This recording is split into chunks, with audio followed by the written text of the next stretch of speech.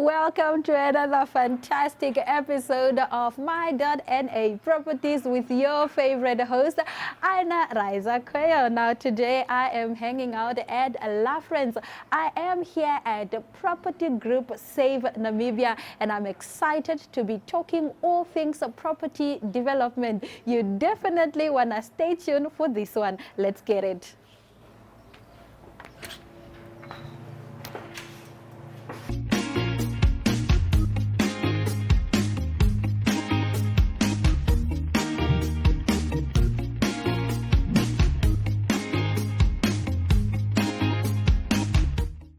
Today's news, we take a peek into Namibia's micro-lending and financing furniture. Samupofu registered Preeminence Financial CC, a micro-lending company that provides short personal loans.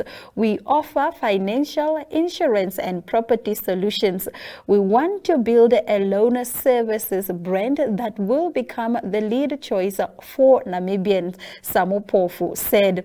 The company offers 360-degree financial solutions through the provision of professional, reliable, and trusted microloan services. In January 2023, Samupofu registered 2 subsidiaries, Preeminence Insurance Broker and Preeminence Properties. He said the entities are being developed and primed to become a model brand that expands into a multinational entity. Now that is some good news. In our next story, Minister of Higher Education, Miss Ita Kanji Murangi, on Wednesday inaugurated the hostel block for the University of Namibia's Jose Eduardo dos Santos Engineering Campus at Ongwediva. The student hostel blocks were built by the German government through Ambassador Herbert Beck. The 2 hostel blocks have a capacity for 256 students in double rooms equipped with wardrobes, single bed, study desk, a furnished matron flat, and a recreational space that are also part of the setup. Let's take a look at this video that Tuyemo Haidula contributed. At this point, inaugurating these 2 hostel blocks at the UNAM Jose Eduardo dos Santos campus here at Ongwediva for our students in this region. And it is important to note that both government, the region, as well as the campus here, we would like to see these facilities put to full use by our students. It is for their service, it is at their disposal to ensure that quality learning does take place on this campus. With that, I'm assisted by the leadership of the region as well as the campus and the university in the name of the Vice Chancellor and the TVCs and our mayor. Here we go.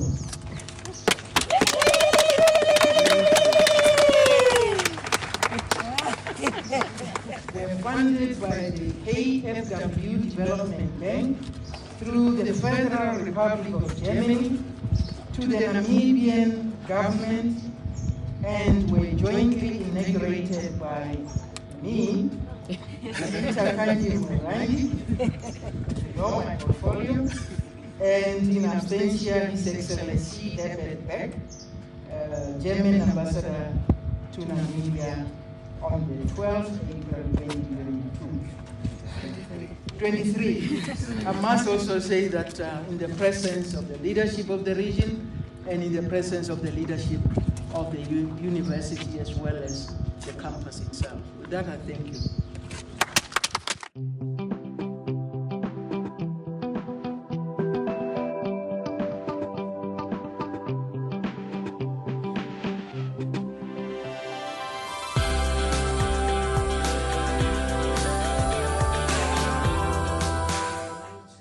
That is all for our news segment right here on your favorite show, my.na Properties, proudly brought to you by Neo Paints. We will be right back with more. Stay with us.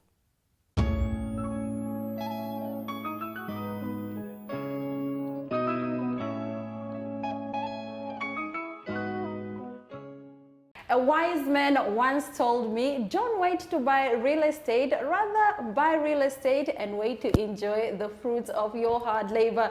Now today on my.na Properties, I am joined by a man who has invested his money in property development. His name is Dimbulukeni. How are you, sir? I'm very well. How are you doing, Aina? I am fantastic. Let's talk about property development. When did you start your business, and also could you walk us through the history of it? Yeah, I think first and foremost is to say thank you for having us, and also real estate and property development really in its history is a platform where it was not reserved for black people in particular, and it was something that really we wanted to get involved in, but also necessitated by the housing crisis that we have in the country currently. And all of us you've seen probably most of them are like, what is that guy doing there? Yeah. Like, is he not supposed to be in the street toy-toying or something? So you come to a point where you say, look, you've toy-toyed enough, you've given submission enough, but what is it that you as a Namibian are willing to take or do to contribute towards alleviating the housing crisis in the country? Yeah. So about 3-4 years ago, a team of young people, engineers, some were architects, some in land surveying, and others probably just good at talking like myself, came together to say, well, let's form a company that is able to assist within the property development sector, and also how do we ensure that we alleviate the backlog of housing. But also on top of that, we have what we call a property development company. Okay. And on top of that, you then have your sub companies that do construction. We've done numerous projects, some in the north, some also in Okahanja. Currently, we're busy with 2 developments there, 2 projects there that we are finalizing. And our biggest headache is now Brakwater, the one we are busy with, and we intend to at least have it up and running by and before the end of this year. All right, now that you spoke about, construction and developing something in Brakwater, how do you ensure the safety of everyone who's involved in that project? I mean, first and foremost, what is very important, particularly in the industry that we're in, and which is a risky trade, is to really have health and safety trainings for employees, which is very important. I think people take these things for granted and say, when they say, please put on signboards, make sure that everybody has safety PPEs on, your helmets and all those things when you go on site. It's really, really of paramount importance. Now, the problem that we find with BEEs and particularly startups or young people is that we don't take these things seriously. Yeah. It can cost somebody's life, and one life lost is one too many on a construction site. So we always make sure that before we get onto a project, we go through what we call a risk assessment induction course, and everybody's trained through it. And ultimately, once we are done with the project, we review and say, look, we've done a great job and we've managed to keep these people still alive, or nobody has lost a finger, nobody has lost what. And I think ultimately that's the best thing that any company would want to have. All right, correct me if I'm wrong. You are developing these properties for clients, right? Yes. All right, so how do you ensure then that you give your clients the optimum experience when it comes to the development of the property? Okay, well, I'll speak on 2 fronts. Okay. I'll begin with the current model with a construction company that we have that is called, I'll give you the name later. Okay. So with the construction company that we have now, currently, we are dealing with a conventional model. So the conventional model is like, look, you are a client, you have a pre-approval, and you are ready to construct your house, you already have a place. Municipality probably have given you a piece of land and says you have 2 years to develop it. So you go to the bank as a middle income earner, say you have roughly about 1.2, 1.5 million of your pre-approval. So generally, what we then do is that we first give you the layout of your plan. Okay. It's approved by the municipality. We do for you a 3D plan so that you have a visual aspect of what you want. Now, Okay. most importantly, and what we do extra provided from what we do in terms of conventional construction, is that we want to make this house what you want. Let's construct the house and you make it a home with the final touches that you always want, and always ensure that the finer details, the client must always be happy about it. So I can come to you then with my sketch and Yes. okay, all right. And then we develop it for you Okay. from the floor plan to the 3D plan, and then you have the visuals of it. And we work together with it. Now, remember, we're facing a challenge with many young people who are first-time homeowners. Yeah. Now, if you're a first-time homeowner, you probably have no clue what material we must use, True. what finishes we must put. Sometimes we go What on paint. we go on Pinterest and we get these crazy ideas, and then we get to the bill of quantities, and you're like, okay, I think we've gone above with this much. Do you think you can shield it in, or how are you going to fund for this? Yeah. So we always want to make sure that the client is happy, and that is how we ensure that our client relations is really one of the most important things that we want to put out there. Because remember, once you do you construct a home for a person and they are happy, they become your walking billboard. Because they start advertising your businesses for you. Now, in terms of the development that we're busy with now at Brakwater, what we've then intended to do is that, look, there's this conventional model where people need to pay through the bank and you have your pre-approvals and all those things. But what happens to a guy who is just probably a security guard? He has saved up, and this is the most odd thing. A security guard sleeps in the silver towns, in the informal settlements, in the urban areas. But watch when they go for December, or when they just return from Easter now. They sleep in a 4-bedroom house. Yes, I can literally, relate to know? that. They're like fully furnished.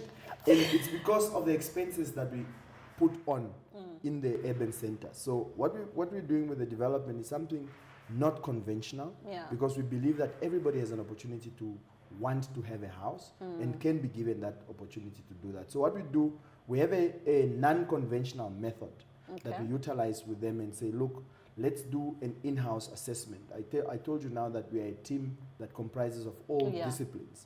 And we have guys who've been in the banking sector and who've done credit risk assessment who are able to check and say, okay, on a conventional mode, you would be probably ranging between 600,000. Yeah. And with this 600,000, you don't find that house in the market, but we're able to develop a 2-bedroom house for you, and this is how you are then able to pay it off. And we use the same model in designing that house, so that if you had a sketch, we have some sketches that I'll show you also now that we have pre-designed based on those costing. But if you have a sketch and it's not really out of that reach, we're still able to maneuver it and see how we're able to deal with it for you. How's it, Chief? It's Moy. Give me a full tank. Hey, big boss, change your tires, they are worn out. You know what, I'll change it next month, it's fine.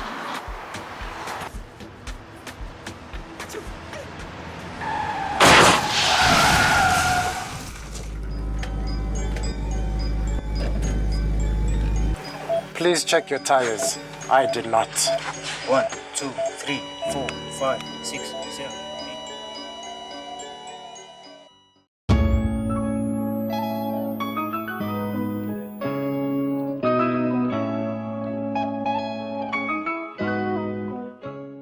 I love that you encourage young people to take up an interest in real estate, because I recently read somewhere, I think what I read said buy land because they are not making it anymore. I love that. Now let's talk about, the people that you work with. You've mentioned that you are working with people from different disciplines. How do you then make sure that you are all on the same page to be able to produce this collective dream work? I think it's the hunger. We all hungry for success. Yeah. And we motivated by the need to assist people. Everybody looked at, remember that I think between 5 to 8 years ago, our construction industry just started taking a serious dive, not like a nose dive, like shoo. Nose dive. Like it's just going like shoo, and nobody's like, oh, okay.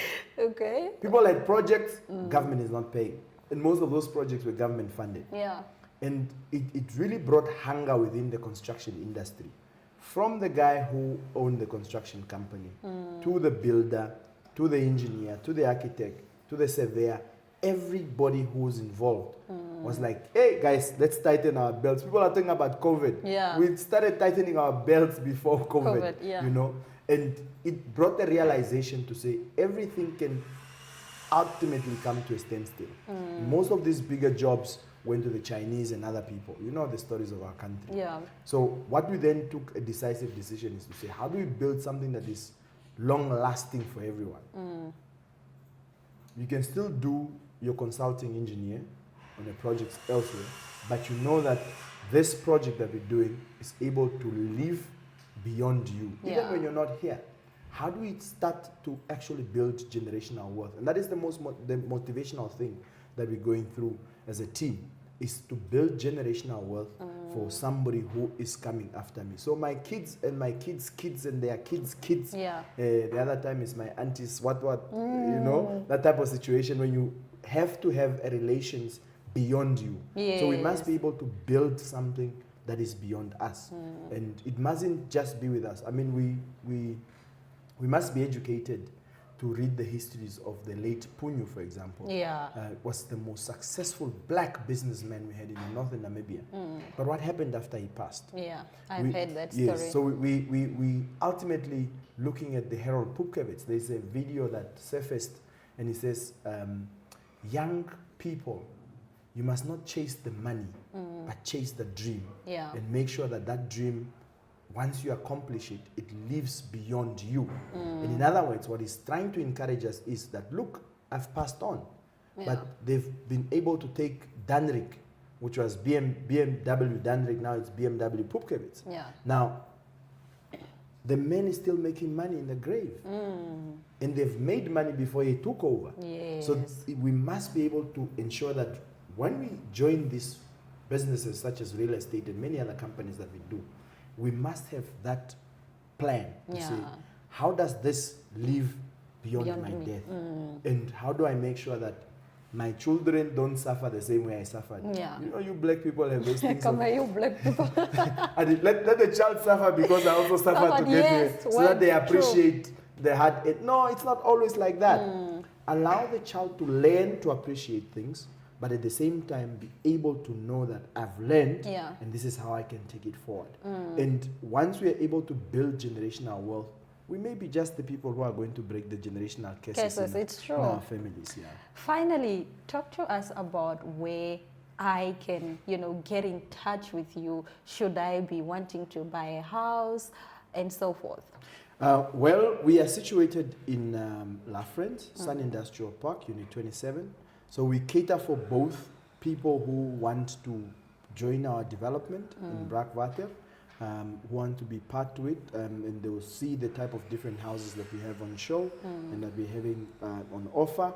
At the same time, if you have already a plot anywhere in the country, we build anywhere. We have a construction company, Hipox Investment CC, and we are really here to make sure that we deliver on that promise that we have vouched to. Make sure that we can build a house, but we want to make it a home, because essentially with your touches and input into the artwork of that house, we are able to make sure that we deliver on that. So our number is 085-760-6422, La Friends, Sun Industrial Park, Unit 27, or else they can reach me on my social media platforms. I think it goes by Nauyoma D or D Nauyoma, both on Facebook, Instagram, and Twitter. And we can have a conversation around how do we better the lives of our people in making sure that we bring real estate that is real to people.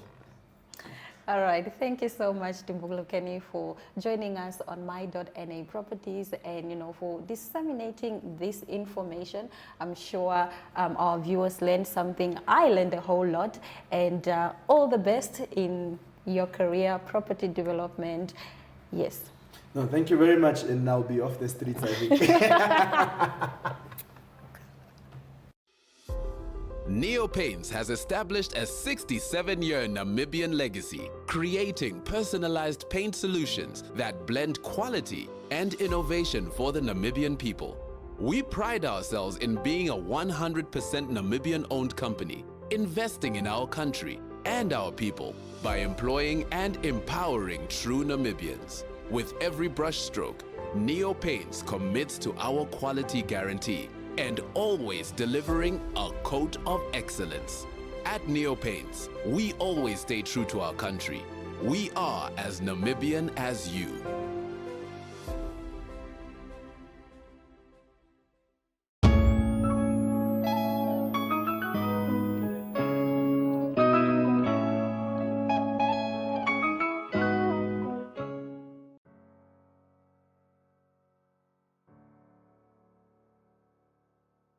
Neo Paints was founded and established by Hubert Hesse in 1953, making it the largest and oldest paint manufacturer in Namibia.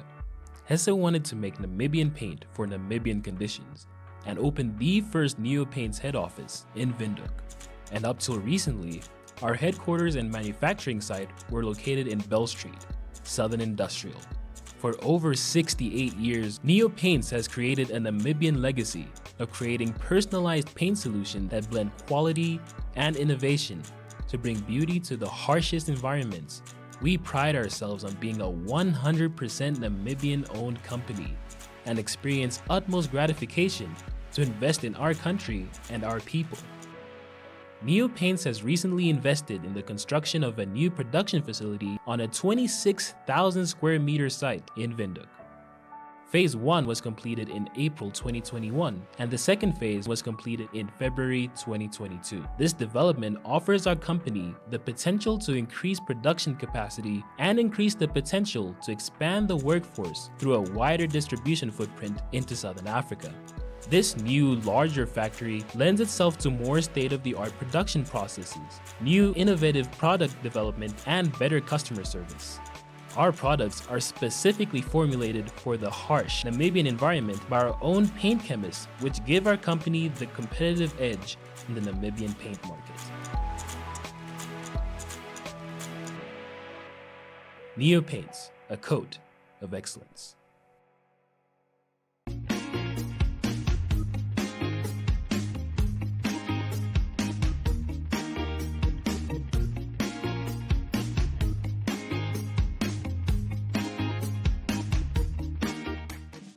Good day, and we are back again. My word, how fast a week can fly. Risa, welcome once again. Thank you very much, Lalerie. And the topic that we're going to touch on today is what issues might sellers run into after the transfer of a house was finalized? Well, that's a good question. I think usually it's not as much or so much just the seller. I think the issues usually arises more to the purchaser's side than the seller's side. The seller is usually happy once he's received his money and he's out of the woods, so everything is fine. Usually the purchaser, we call it purchaser's remorse, or so they always feel like, oh man, I should not have bought this property, or well, this is wrong and that's wrong. So we usually have a clause in the agreement which is sold as foot stewards. So what you see is what you get, and that means you have inspected the property properly on day when you visited the property, or even afterwards. But once you sign the agreement, you say, I have seen everything, I'm happy with the condition the property is in, and then what usually happens is once you occupy, you realize, there's some water leakages now in the rainy season, the roof hasn't been sealed properly, or there's some electrical or plumbing issues, and these things is difficult to to watch out for while you're expecting or inspecting the house. Yes. So if you have an estate agent, they will point out certain things which you need to try and open all the taps or do something like that, so that you fully acquainted with the property, and don't afterwards come back and say, I didn't know this or I didn't see this. So that's usually the issues which we run into. I would advise clients to always maybe just get someone on board which you trust, like an electrician or so, and say, well, come with me and inspect the property. Maybe issue a certificate saying there is no leakage in the house or whatever. Then you know what you're buying is, there's a solid thing. Rather pay the 2,000 now than you buying something and it's ash brick, or because that's some things which they don't need to disclose it on transfer. So that's the issues which we run into, and then usually they approach the conveyancers and say, well, no, I don't want this house, and you cannot retransfer back. So it's a big process, and money has been paid out, and so the issues is usually things which you are not happy with in the end, or the seller took something which was removed from the property, like an aircon, which is a fixture, a permanent fixture, not supposed to be removed. So, but that's minimal. I think the issues which we run into is usually run-of-the-mill issues like cost being a bit delayed or so, but we handle that and we sort it out for you guys. So once you've registered and the property is transferred to your name, then we trust that everything is finalized, sorted out. You know, municipal accounts have been cleared. You don't run with a bill that's 200,000 outstanding. So that's mostly Hierdie kato weka makes your life easier. makes your life easier. So that you can put your head down on your pillow at night and sleep like a baby. You know it's being handled by someone. Yes. Yes. Risa, once again, thank you very, very much. Thank you, for Lovey. It's coming good.